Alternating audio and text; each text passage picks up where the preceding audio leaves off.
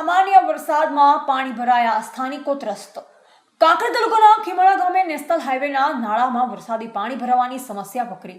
નાળા પાસે bank of Baroda શાખાની સામે દૂધ મંડળી આગળ થોડો વરસાદ પડતા જ પાણી ભરાય છે।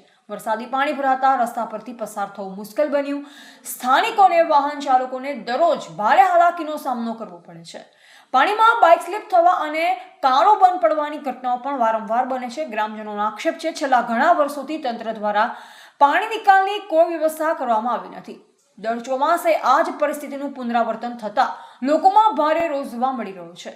બેંક અને દૂધ મંડળી આગળ પાણી ભરાતા ગ્રાહકો અને પશુપાલકો પાણીમાંથી પસાર થવાની ફરજ પડે છે। સ્થાનિકોએ તંત્રને તાત્કાલિક નિકાલની કાયમી વ્યવસ્થા કરવામાં આવે તેવી માંગ થઈ રહી છે।